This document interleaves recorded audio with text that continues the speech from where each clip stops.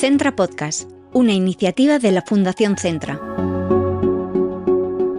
Necesitamos pensar en el futuro, pero debemos hacerlo de una forma en que esas proyecciones no se conviertan en una pesada carga que hipoteque nuestro presente con malas decisiones.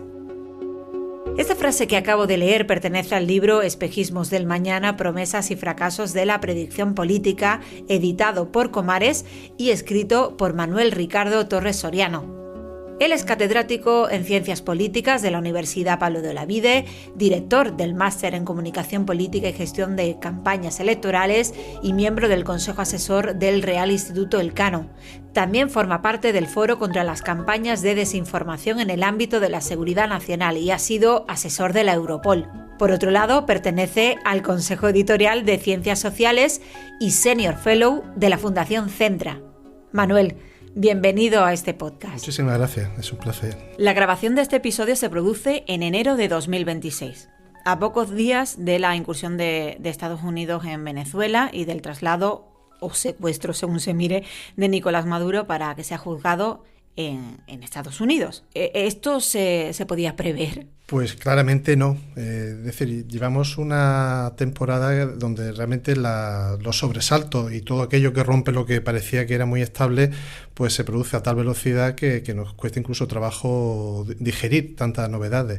Y realmente lo que se está produciendo en estas fechas es algo que en el libro yo trato de resaltar como algo que anula la posibilidad de realizar predicciones, y es que el elemento humano es fundamental en la evolución de los acontecimientos políticos, ¿no? Y un presidente tan inestable e imprevisible como el propio Donald Trump, pues termina tirando por tierra todas esas previsiones que apuntan a factores estables como la competición geopolítica, la geografía, en definitiva, todo aquello que parece que te traza un mapa sobre el futuro y que al final no deja de ser una forma de autoengañarnos, ¿no? Buscando ciertas regularidades donde en ocasiones pues solo hay imprevisibilidad propia del ser humano. Es que además esta grabación, insisto, porque este podcast se puede escuchar en cualquier momento, se produce también cuando tenemos noticias sobre esas amenazas sobre Groenlandia. Es decir, vivimos como en un momento en el que todo parece ir rápido, todo es muy impreciso, muy imprevisible. No sé si podemos analizar la situación geopolítica a nivel internacional, yo creo que incluso en España también, de manera calmada, nos dejamos llevar por los nervios. ¿Cómo digerimos todo esto? Bueno, pues al final intentando distinguir la señal del ruido. Es decir, hay muchas de las cuestiones que nos ocupan y que al final terminan eclipsando cualquier otro tema, en ocasiones es ruido, ¿no? Y la única forma de sacar la cabeza de toda esa avalancha informativa es fijarnos en aquellos que sí que son una especie de tendencias que tienen mayor garantía de mantenerse en el tiempo, ¿no? Y hay cuestiones que, como digo, más allá del efectismo de algunas noticias, pues que sabemos que van a seguir ahí, ¿no? Y es ahí donde en ocasiones la predicción sobre el futuro tiene algún tipo más de asidero que da garantía. Por ejemplo, las cuestiones demográficas, es decir, el envejecimiento de la población, la falta de recambio generacional, es algo que sabemos que es estable en el tiempo y que además no es una tendencia que pueda revertirse en un espacio de tiempo. Bueno, pues eso es algo que sabemos que en el futuro va a pasar, ¿no? En cambio hay otras cuestiones donde realmente resulta absurdo tratar de intentar anticiparnos un poco más porque no tenemos esa capacidad. Bueno, pues yo creo que otra de las recomendaciones del libro es precisamente centrarnos en aquello que tiene mayor garantía de permanecer en el tiempo y no obsesionarnos tanto con tratar de anticiparnos aquello que realmente ni siquiera los propios protagonistas saben lo que van a hacer el día de mañana. Pero sin embargo eso no pasa. Es decir, lo del envejecimiento de la población, por ejemplo, eso se sabe efectivamente, pero qué políticas o qué medidas, no a corto plazo, sino a largo plazo se están desarrollando. O al menos que el ciudadano sepa que se está desarrollando, porque parece que al final nos dejamos llevar por esa vorágine de la actualidad y los problemas importantes como ese no se están abordando. Bueno, Porque al final es uno de esos problemas que tiene una característica que al final dificulta mucho su solución, y es que como no despliega los efectos de manera inmediata, pues al final nuestra atención está consumida sobre aquello que es el incendio de la semana, ¿no? Esperando a que el incendio de la semana siguiente apague el anterior. Sin embargo, todo aquello que parece que no tiene un efecto inmediato, pues se puede aplazar, se puede dejar en un cajón esperando a resolver la crisis inmediata, ¿no? Y eso al final lo único que va eliminando es la posibilidad de actuar sobre él, porque cuanto más tiempo tardemos en abordarlo, más difícil es la solución, ¿no? Y con respecto al tema demográfico, por seguir con ese ejemplo, es que no se está haciendo nada. O sea, a pesar de que eso supone la imposibilidad, por ejemplo, del mantenimiento de un sistema de pensiones, la asistencia a la población de mayor edad, la pérdida de productividad, en fin, muchas cosas que son inviables precisamente por la falta de un recambio generacional. Bueno, pues poco se está haciendo o nada, precisamente porque es un problema que cuando lo miramos a 20, 30 años vista, pues nos parece, en fin, otra pantalla distinta, ¿no? Tenemos que seguir obsesionados con qué va a pasar la semana que viene. Pero en el caso de la demografía, insisto, hay aparentes soluciones, ¿no? Se habla de que ese relevo lo podría suplir la inmigración o las personas migrantes, y sin embargo se rechaza. O sea, hay un rechazo, por ejemplo, en España, en Estados Unidos, incluso en Estados Unidos con persecuciones contra esa posible solución. Así que no solo no estamos abordando ese problema, sino que posibles soluciones directamente las desechamos. Sí, o al menos los problemas como puede ser la gestión de la inmigración, pues no se aborda desde esa perspectiva, ¿no? Sino simplemente el efecto instantáneo que genera. Entonces, bueno, la verdad que es un poco desalentador, ¿no? La incapacidad que tenemos en ocasiones de pensar en el largo plazo, a pesar de que seguimos obsesionados por el futuro. Perseguimos esos espejismos, ¿no? que no dejan de ser ficciones que nosotros en ocasiones nos esforzamos en creer y en crear, y dejamos de lado aquellas otras pistas sobre el futuro que precisamente porque son incómodas, porque apuntan hacia escenarios que no nos gustan, pues el efecto psicológico que todos podemos entender es el de mirar hacia otro lado, ¿no? Bueno, pues ese es un problema que hay que gestionar. ¿Para qué sirven las predicciones políticas? Quiero decir, en el libro se cuenta cómo hay gobiernos que se gastan millones y millones de euros, dólares o la moneda que sea en intentar un poco controlar ese futuro que es incierto. Bueno, yo en el libro soy realmente muy crítico sobre la posibilidad de formular predicciones que tengan algún fundamento o alguna probabilidad de realizarse, pero al mismo tiempo reconozco que es inevitable pensar sobre el futuro. Es decir, tampoco podemos vivir con una absoluta incertidumbre sobre qué va a pasar mañana, porque hay decisiones que tenemos que adoptar ahora y que se basan en supuestos escenarios que pueden darse, y que si no actuamos en el presente, pues vamos a afrontarlo en una situación muy, muy vulnerable. Por lo tanto, hay que pensar sobre el futuro. En el libro hablo, por ejemplo, de una institución que está muy orientada al futuro, como por ejemplo son los ejércitos o las Fuerzas Armadas, precisamente porque están pensando en cómo puede ser la próxima guerra y me debo preparar para ella, ¿no? Pues desarrollando una serie de capacidades, pensando en una serie de lugares donde puede tener lugar ese conflicto. Pero al mismo tiempo, y hay una frase que se recoge en el libro del secretario de Defensa de Estados Unidos, dice: tenemos un récord absoluto a la hora de predecir dónde será la próxima guerra, y es que nunca hemos acertado, ¿no? Pero a pesar de ello siguen, y es lógico que sigan pensando en el futuro, porque el no tomar decisiones es la garantía de que el futuro va a ser adverso con total seguridad, ¿no? Sin embargo, el problema de esas decisiones es que si al final apostamos todos nuestros recursos a un desenlace, si este no tiene lugar, pues vamos a estar en una situación terrible, ¿no? Por lo tanto, hay que buscar algún tipo de pista donde tiene más sentido invertir nuestros recursos o desarrollar las capacidades que creemos que nos pueden ser útiles el día de mañana. Pero siempre con esa advertencia que realizo, sin apostarlo todo, ¿no? O esa frase que utilizamos de no poner todos los huevos en la misma cesta, porque si nos equivocamos vamos a pasarlo realmente mal. Habría que enseñarnos a gestionar la frustración cuando esas previsiones no se cumplen. Usted analiza en su libro diversas teorías y planteamientos sobre predicción política, pero no sé si existe alguna que se acerque, digamos, a esa deseada bola de cristal sobre el futuro. Pues el problema es que hay algunas que aparentemente tienen más éxito a la hora de anticipar cómo iba a ser ese futuro, pero incluso aquellas que parece que se alzaban como las favoritas a la hora de apostar por ellas, pues al final la realidad es muy tozuda, ¿no? Y muchos de esos éxitos se han invertido completamente en cuestión de días, ¿no?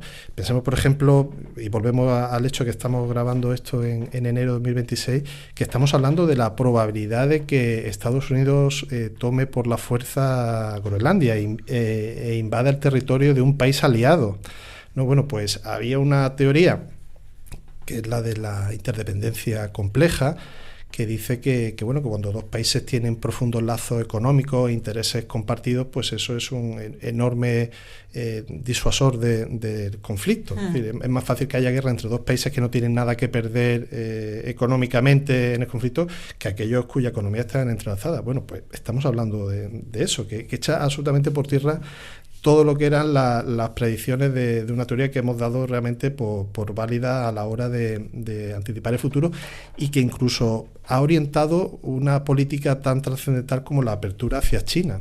Es decir, la idea de que si abríamos los mercados hacia China, eso iba a generar unos intereses compartidos, una clase media, en definitiva iba a domesticar a China e incluso iba a hacer inviable la posibilidad de que una dictadura siguiese gobernando el país. Bueno, pues eso no solo no ha tenido lugar, sino que al final China se ha convertido en un rival tremendo, ¿no?, que desafía incluso la hegemonía del país que impulsó esa política, que era Estados Unidos, y que claramente se equivocó.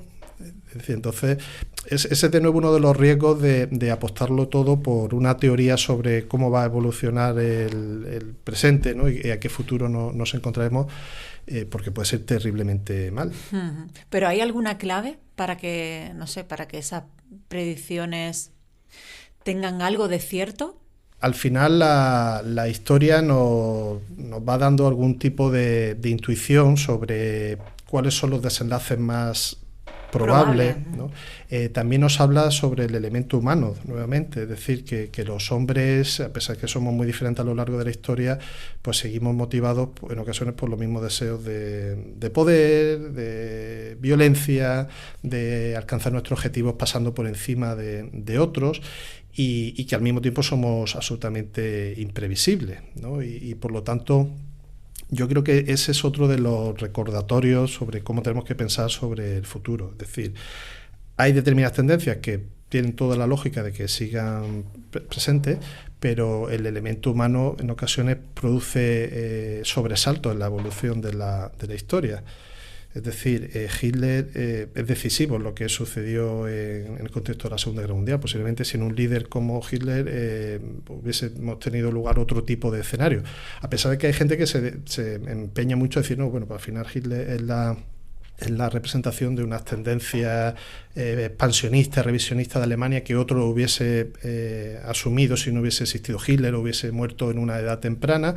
Yo creo que no. Es decir, yo creo que al final las personas cuentan y mucho, y de nuevo el ejemplo está en Trump. Es decir, cómo al final termina no solo alterando determinadas tendencias que habían estado presentes durante décadas en Estados Unidos, sino incluso invirtiéndolas, es decir, apuntando a direcciones absolutamente inversas.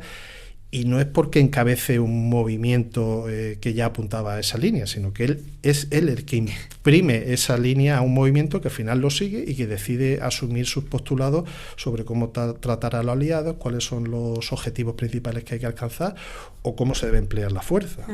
Y esa imprevisibilidad del ser humano, en este caso del presidente de Estados Unidos, es lo que lleva al aparente parálisis que hay, por ejemplo, en Europa con el tema de Groenlandia, que parece que no sabe muy bien por dónde va, por dónde va a caer la pelota o la bomba o como digamos? Sí, porque aunque somos conscientes de que vivimos ahora en un escenario nuevo y que nos toca caminar en solitario en muchas de las cuestiones que hasta ahora nos sentíamos arropados porque compartíamos intereses con Estados Unidos, al mismo tiempo sabemos que tenemos que gestionar la psicología de un personaje que tiene mucho poder y que nadie tiene tampoco claro cuál es la forma, si es halagarlo, si es darle lo que pida con la esperanza de que no va a seguir pidiendo más cosas, o si por el contrario hay que plantarle cara. Es decir, que a lo mejor puede que lo que respete sea las demostraciones de fuerza y no la sumisión. Es decir, nadie lo tiene claro, ¿no? Y cada uno intenta desarrollar sus propias estrategias, intentar ganarse el personaje, porque al final saben que todo depende de lo que él decida. Es decir, es así de cómo se levante ese día, parece. Es así de desconcertante el hecho de que, a pesar que entendíamos que Estados Unidos era un Estado muy sólido, es decir, con unos intereses claramente establecidos, con una administración y una burocracia que al final remaba en unas direcciones claras de ver, pues hemos asistido en este último año a cómo todo eso puede saltar por los aires y se acabaron las certezas. Es decir, y todo esto ha pasado en solo un año. Es decir, da vértigo lo que puede pasar en los 3 siguientes que quedan de mandato, como mínimo. Es decir, porque también apunta a que por qué no va a haber una reelección, a pesar de que las limitaciones presidenciales supuestamente están marcadas en 2. Bueno, se ha visto en otros países, ¿no? En El Salvador, por ejemplo, que también se cambió la legislación para que el presidente pudiera volver a ser elegido. Vivimos en una sociedad de datos, de inteligencia artificial que parece que lo controla todo. Sin embargo, usted en su libro se muestra escéptico también con toda esa cantidad de datos. ¿Por qué? ¿Por qué pese a todos esos datos las predicciones aún pueden fallar o siguen fallando?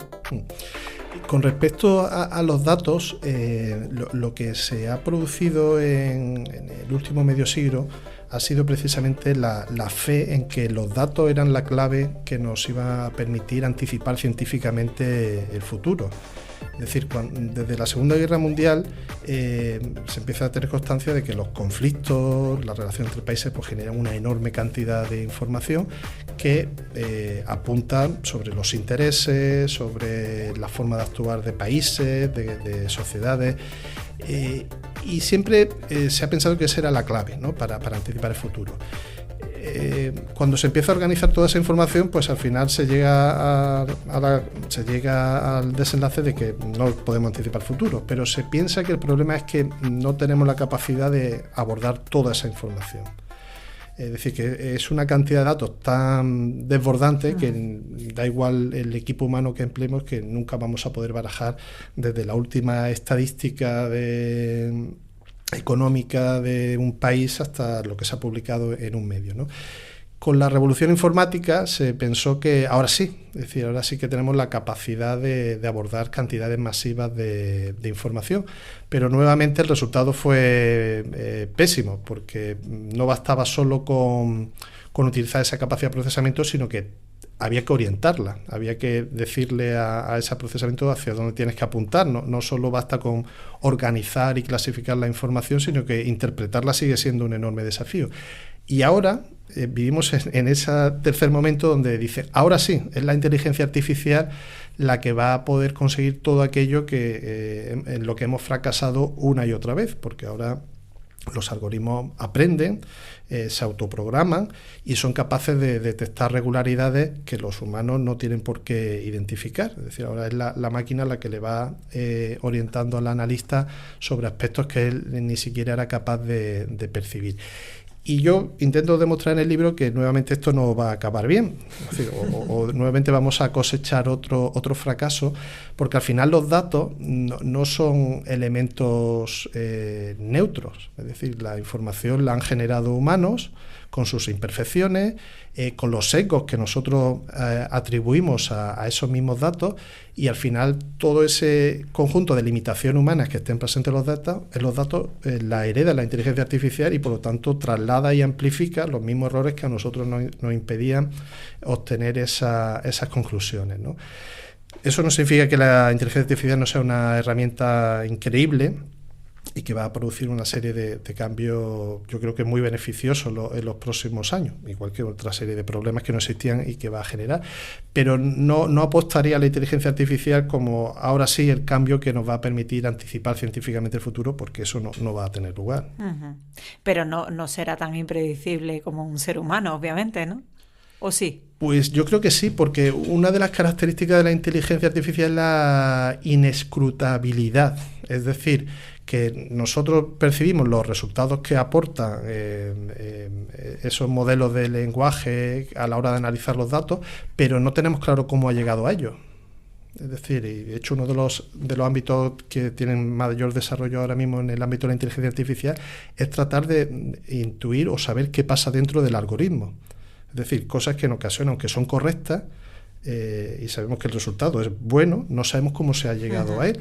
De la misma manera que cuando estos sistemas alucinan, que es la expresión que se emplea para hablar de cuando generan resultados disparatados que no tienen sentido, tampoco sabemos por qué lo ha hecho en esa ocasión, ¿no? Entonces, claro, esto plantea un enorme problema de cara al futuro, es decir, cómo reaccionamos ante un sistema que aparentemente siempre acierta, pero que en ocasiones va a fallar y no sabemos por qué ni cuándo lo va a hacer, ¿no? Entonces es un enorme riesgo también trasladar a estos sistemas decisiones que, si no tienen una supervisión humana, puede ser muy, muy problemáticas cuando empiecen a fallar, porque lo van a hacer. Bueno, ahora se está intentando también legislar sobre el uso de la inteligencia artificial, pero el uso humano que se hace sobre la inteligencia artificial, por ejemplo, en el tema de falsear imágenes, falsear incluso audios, vídeos y tal. ¿Eso puede tener sentido? ¿Creo que tiene sentido? ¿Creo que va a funcionar? Bueno, yo creo que es imprescindible el hecho de que todos estos sistemas no podemos desplegarlos sin ningún tipo de supervisión ni de salvaguarda sobre los usos malévolos que van a tener, porque eso también es otra constante que sabemos que se va a producir, que habrá personas que tienen un interés claro en utilizar de una manera no moral o perniciosa para el resto de la sociedad. Y que si no creas las barreras o los guardarraíles necesarios a todas esas tecnologías antes de desplegarlas, en ocasiones luego el remedio llega tarde o ya no es eficaz, ¿no? Sin embargo, existe un contexto que es muy problemático, y es que todas estas innovaciones se están produciendo en una situación de una enorme competición por parte de empresas, de países, sobre quién es el primero que corona determinados logros, ¿no? Y eso hace que cuando un equipo de desarrollo de uno de estos sistemas tenga la necesidad de seguir testando cuáles son los posibles usos no deseados de estos sistemas, y eso implica introducir meses o años en el desarrollo, pues siempre va a existir la tentación de decir, no, primero lo lanzamos para ser los primeros, porque eso te da una enorme ventaja competitiva, y luego ya lo arreglaremos, ¿no? Y en eso estamos, es decir, en sistemas que continuamente los distintos campeones en el ámbito de la inteligencia artificial tienen que luchar por ser los primeros en que consigue hacer lo que antes nadie hacía, etcétera, sin haber estudiado suficientemente cuáles son los efectos no deseados de esas innovaciones, sobre todo porque el contexto de competición hace que no te puedas permitir ese lujo, es decir, porque a lo mejor los meses que has empleado en hacerlo seguro, en que no se pueda emplear de una manera malévola, va a ser el tiempo que va a utilizar tu competidor en ocupar ese espacio, ¿no?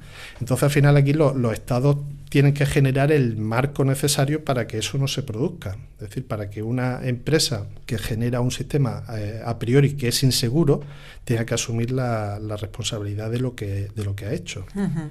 ¿Y la inteligencia artificial está multiplicando, digamos, el impacto de la desinformación? Porque vivimos también en una sociedad en la que hay mucha desinformación, hay mucho ruido, que es un concepto, una palabra que ha utilizado al principio de la entrevista. Hay mucho ruido, hay mucha desinformación. Lo está haciendo de dos formas principales. Una de ellas es reduciendo de manera dramática el coste de desinformar, es decir, el conocimiento que en ocasiones exigía hace unos años, pues generar un texto falso o una imagen, un contenido que en ocasiones implicaba pues dominar algún tipo de lenguaje de diseño, gráfico o otro tipo de cuestión.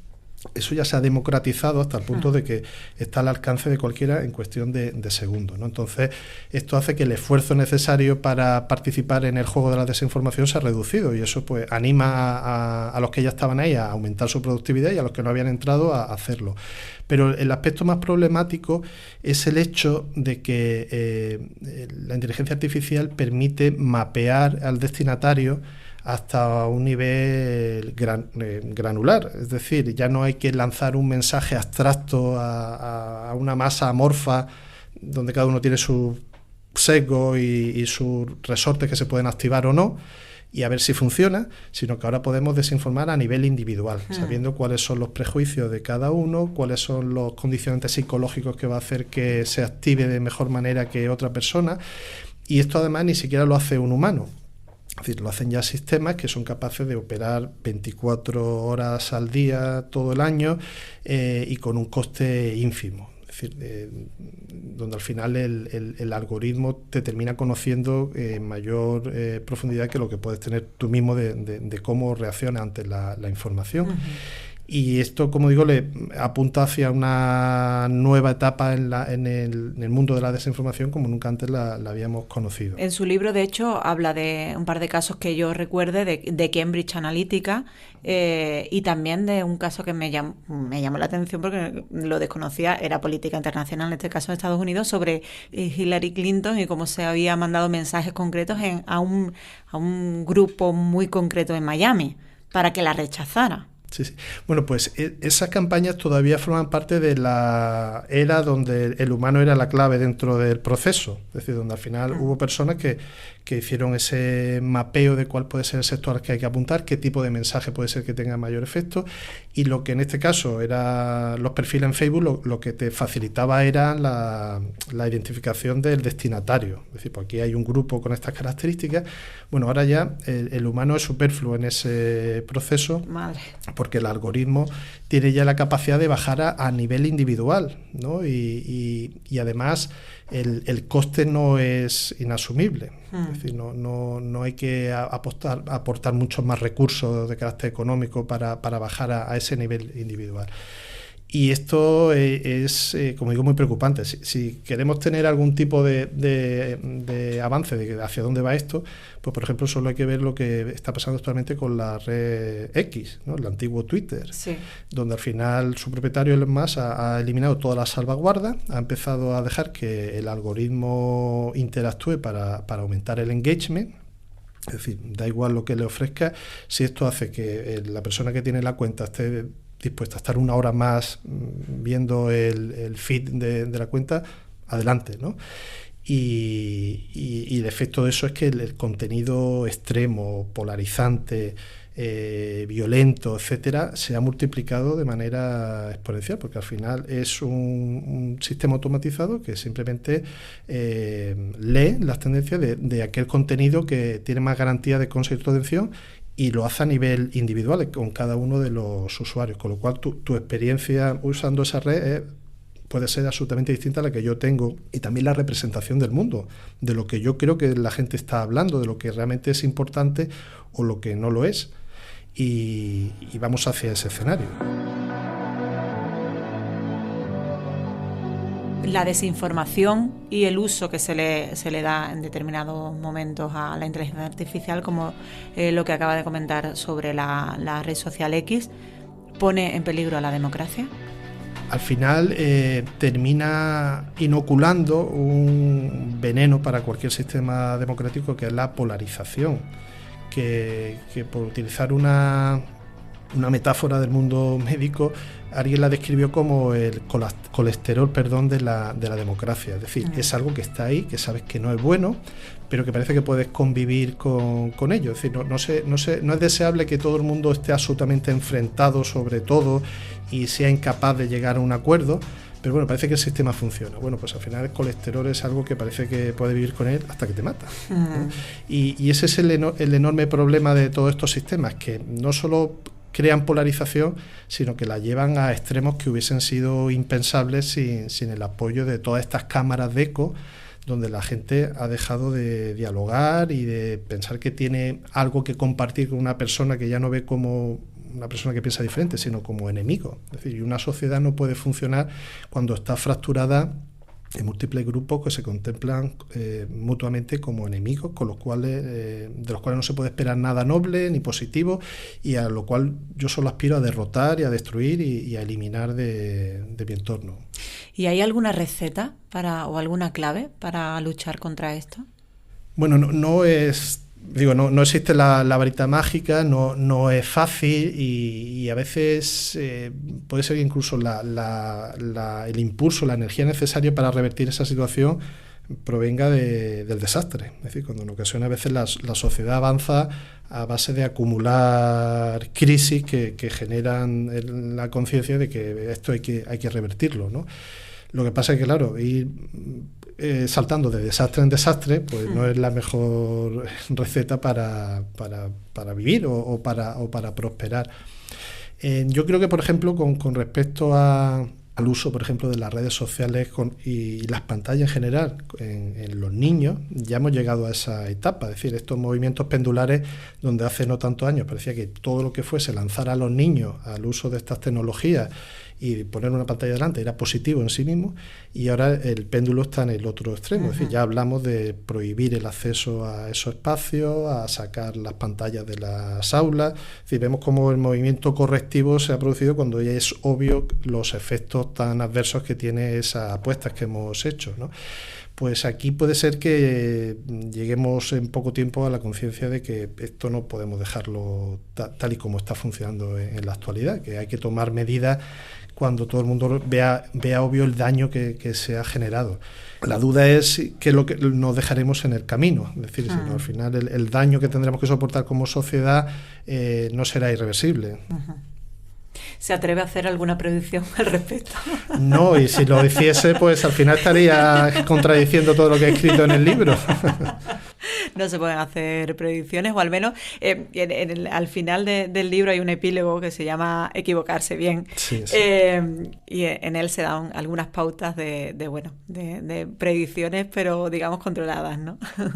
Sí, yo sí que apostaría por equivocarme bien sobre el futuro, ¿no?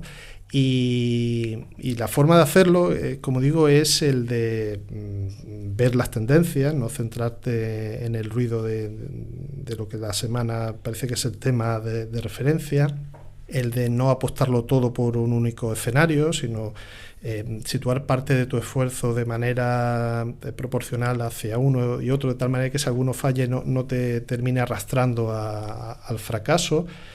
Y en definitiva, teniendo en cuenta que el elemento humano es decisivo. Es decir, que de la misma manera que tenemos un presidente disruptor que está haciendo saltar por los aires todas las certezas, pues ojalá también tengamos a alguien que tenga esa visión y esa conciencia de que tienes que elevar el debate, de que tu función es crear en el largo plazo, no simplemente mantener el poder para los fines que uno determina.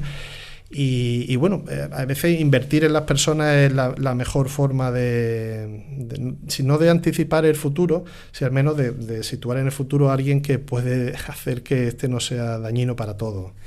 Bueno, pues ese mensaje es bastante positivo, así que lo vamos a dejar aquí. Espejismos del mañana, promesas y fracasos de la predicción política, de la colección Volverás a la Polis, de la editorial Comares, y escrito por Manuel Ricardo Torres Soriano. Muchas gracias por estar este rato. A vosotros, ha sido un placer.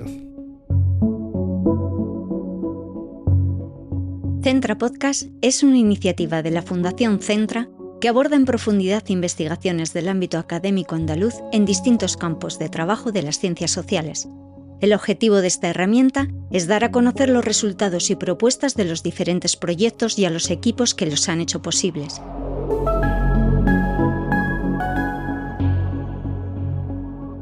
La Fundación Centra es una fundación pública de carácter científico y cultural, sin ánimo de lucro, que depende de la Junta de Andalucía. Entre sus objetivos fundacionales se encuentra el fomento de la investigación científica y la generación de conocimientos sobre la realidad social, económica y cultural de Andalucía, al objeto de contribuir positivamente a la toma de decisiones que influyan en el progreso y desarrollo de nuestra tierra. Con 20 años de experiencia, la Fundación se ha constituido como un centro de investigación de referencia en Andalucía, en el que se combinan innovadoras iniciativas de gran repercusión, como el Barómetro Andaluz o la línea de publicaciones Centra Ciencias Sociales, junto a propuestas de reconocida trayectoria como la convocatoria pública de proyectos de investigación.